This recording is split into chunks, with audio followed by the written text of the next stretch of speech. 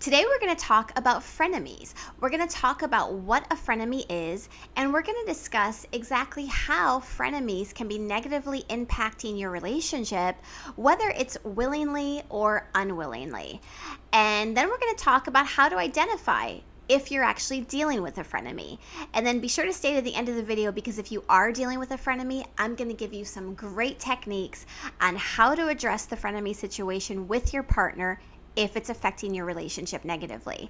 Welcome to the channel. For those of you who don't know me, my name is Mindy, and I work with men to empower them with the right skills, knowledge, and mindset in order to transform their love communication style and repair their relationship. So if you are looking for more content on this subject, hit the subscribe button and definitely hit that little bell notification button to be notified every time I release a new video. But really, let's talk about what a frenemy is. What exactly is a frenemy? Some of you guys might know this term as enemy of the relationship, but I like to call it frenemy because in a lot of cases, the frenemy is in their own mind a true friend to you, and they really think they have your best interests at heart. So they are a frenemy because they're a friend to you, or so they think they are, but they're also an enemy to the marriage. So that's why I use the term a frenemy. So a frenemy can be somebody that you're really close to. It can be a family member, a best friend, a confidant, your ride or die, or it could also be somebody that you just met.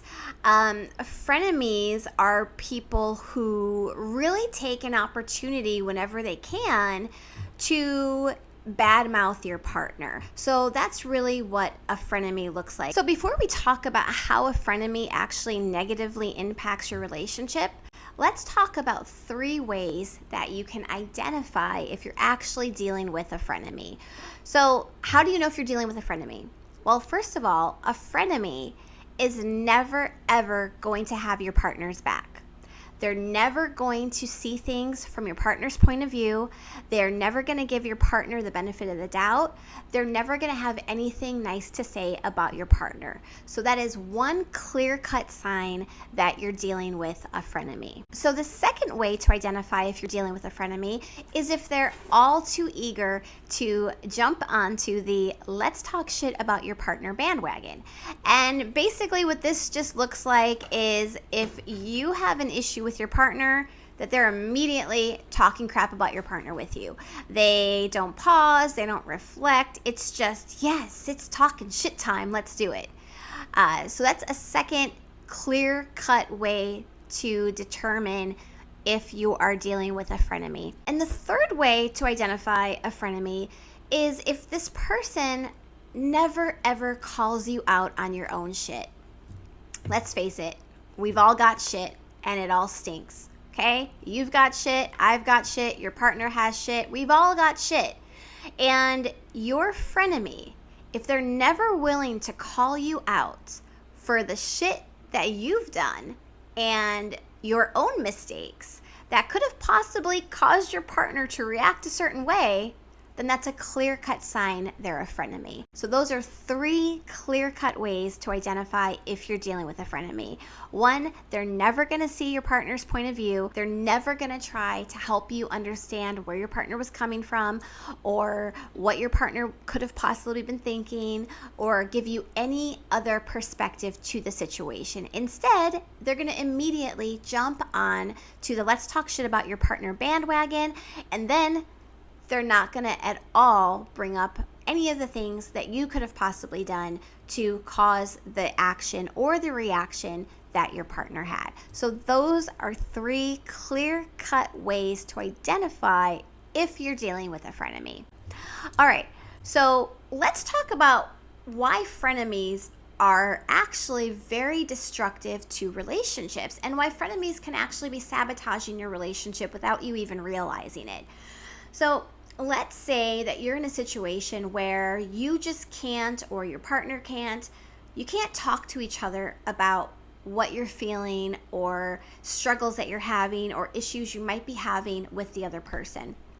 When you take your issues elsewhere, you've essentially created a disconnect between you and your partner, or your partner has done this. So if you or your partner aren't able to communicate issues that arise during your relationship, and instead you go elsewhere to talk about those issues, and if you don't have a supportive friend who's able to really look at it and say, okay, what about their perspective? What do you think they were thinking? If you don't have that, and instead you just have someone who's jumping on the bandwagon with you, talking shit about your partner, you're not really getting a clear-cut idea on if your partner's feelings are valid or not. Whether they're valid or not, they still need to be acknowledged.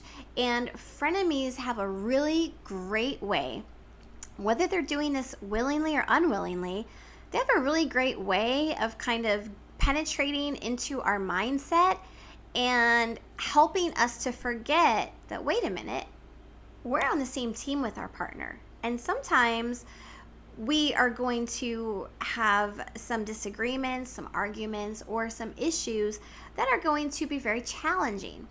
And if you are having a frenemy who's in your ear telling you they're wrong constantly, you're not going to be able to come back into the relationship and really hear your partner's point of view and perspective. You're not going to be able to communicate to your partner with an open heart and an open mind to really try to see their point of view. Instead, what happens is it becomes a really bad negative cycle of you come back or they come back from talking to their frenemy. Now you're even more angry or more upset at your partner because you've had this little frenemy in your ear telling you what a piece of shit your partner is.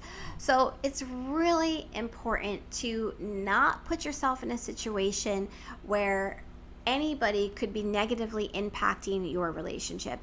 I understand that people sometimes want to vent or you want to talk to somebody, but it's really important to strive to find a person who is for helping you through your marriage, not someone who's willing to willingly or unwillingly sabotage it. And for an example, my husband had a frenemy in our relationship early on, and we at the time, before I became a relationship coach, we didn't realize how detrimental that person actually was to our relationship.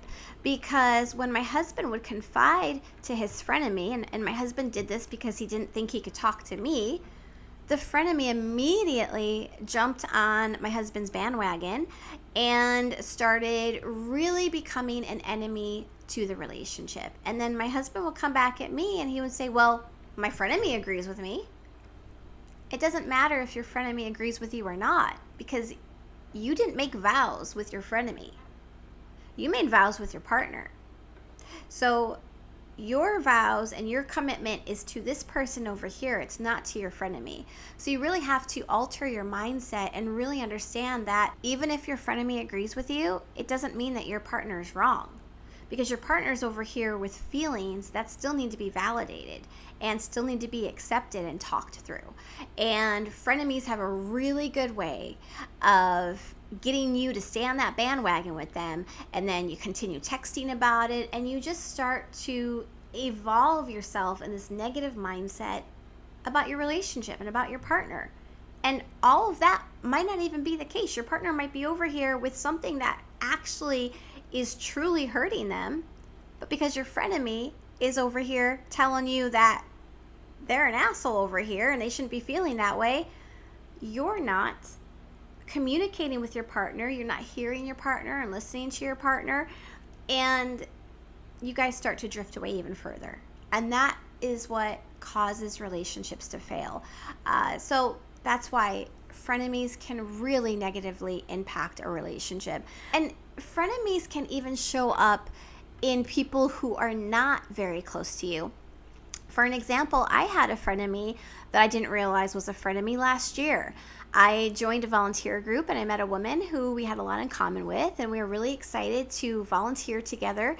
And we started talking and became friends. And so one day I invited her over to my house to hang out with my horses because she loves horses. And we were outside just chit-chatting, and she's like, oh, where's your husband? And I said, oh, he's inside playing video games. And I kid you not, she said to me, I can't believe you let him sit in there playing video games all day when your house is still not built. And I was so shocked that she had the audacity to say this. But because I'm a relationship coach, I immediately recognized that she's a frenemy. And I just turned to her and I called her out and I said, "What? Is he my slave? Is he expected to not take time for himself and not have his own hobby? I mean, I'm out here with you, not working on my house. I got a lot of stuff to do too. We built this house together. And I'm out here on my day off hanging out with you. Why is he not given the same respect to be able to be playing a video game with his friend on his day off?" And she was very taken back by that. But I can say that that was the last time I ever hung out with her, because she is not going to come over to my house and say a negative comment about my husband, because my husband works really hard and he deserves to be able to have his hobby. But you know what she's doing there? She's trying to plant a seed. She's trying to plant a seed like, oh, he's just playing video games all day. And that's what frenemies do. They plant the seeds and then they come back and they water them. And it's really up to you to not allow that seed to be planted and not allow them to keep coming back to water. I mean, I nipped that in the bud. I mean, I made sure I pointed out, well, you see why I have these horses? I have these horses because my husband put up this fence for me on his days off. You see that gate right there? He just got done doing that last weekend. I have these horses because he works so hard. Damn straight, he gets to sit in there and play his video game all day today and relax because he deserves it. That's one way to handle a frenemy. You actually have to call them out. So that story is actually going to lead me to, what do you do if you are dealing with a frenemy situation? Well, first thing, you have to call them out. Whether it's you who has the frenemy or your partner who has the frenemy, you have to call the frenemy out. So you guys are thinking, well, that's great, Mindy. That's great that you called out your frenemy, but my partner refuses to call out their frenemy, and they keep hanging out with them, and they keep talking shit about me behind my back, and I feel like it's really hurting my relationship. So what do I do in those situations? Because my partner isn't recognizing that they're actually dealing with a frenemy. What do I do? The first thing you have to realize is the reason the frenemy is getting away with it is because your partner doesn't feel safe and heard when they're coming to you to discuss issues. So because they're not feeling safe and heard in the relationship, they're going elsewhere. They're going elsewhere to vent. And if somebody starts to plant a seed, they let it be watered. I don't need my seeds to be watered because my husband waters my seeds for me. I don't need anybody else. If I have an issue with my husband, I have no problem going to him and communicating, because he will drop whatever it is that he's doing and he will hear me in a very open and caring way. And guys, that's really all there is to it. That's all you have to do. If she comes to you with a situation, you just listen. And you hear her and you acknowledge it and you take it in. When you're just like, you're being insane, that's so stupid that you feel that way. Well, you know what? It might be stupid she's feeling that way, but guess what? She's feeling that way. Acknowledge it. Validate it. Because if you can acknowledge it and you can validate it, she has no reason to go vent to her frenemy about it. She has no reason to be on that bandwagon talking shit about you. And it really boils down, guys, to the fact that she doesn't feel that she can communicate her issues with you in a safe environment and feel validated and heard. When you create a safe emotional place for a woman to discuss how she's feeling, when you're able to do this in a way where you lower your shield and you don't allow it to cause you to be defensive or angry or shut down, when you can just listen and hear her and take it in, that creates a really safe space for her. And that creates a place where she's going to want to stay. She's not going to want to go and sit on that bandwagon having her seeds watered, because there's no need to. Because you're over here watering the seeds for her. You're watering different seeds. You guys are planting this beautiful garden that's growing together. But right now, she doesn't feel that she has that garden with you. And because there's no garden, it's just dirt, there's no seeds, there's nothing, she's over here getting her seeds watered elsewhere. So really, really important to focus on how you can create a safe environment for her to be able to express how she's feeling. So first thing you have to do is you have to create a safe place for her to feel heard.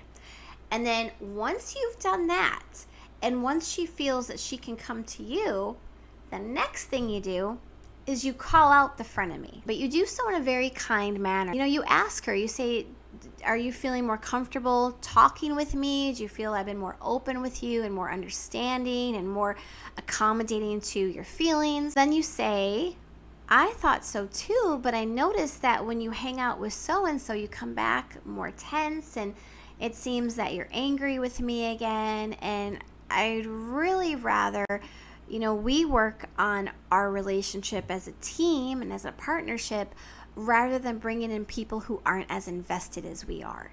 And that's really going to help her open her eyes and realize, oh, wow, yes, this person has really been working on being someone that I can communicate with better. I'm going over here and I'm still talking shit, but they've really been working on themselves. He has a point. I really probably shouldn't be sitting on that bandwagon talking all that crap anymore. So that's the second thing you do, is you call out the situation in a very kind, non-confrontational, non-attacking type of way. Because if you start attacking, all that's going to happen is she's going to get defensive. So you don't want to attack. You really want to sit down and have a conversation in a very open and kind manner. All right, so after you've created a safe environment for her where she now feels that she can come to you and talk with you, then you call out the frenemy. And the third thing you're going to do is you're going to set healthy boundaries. And that just sounds like something along the lines like this. You say, hey, look, I get that sometimes you need a third person to go to and to talk things out with, but can you find someone who actually supports our marriage rather than tries to tear it down?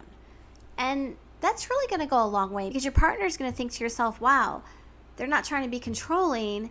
They're just trying to have me be able to talk with someone who is really got the best interest for us. And here's the thing.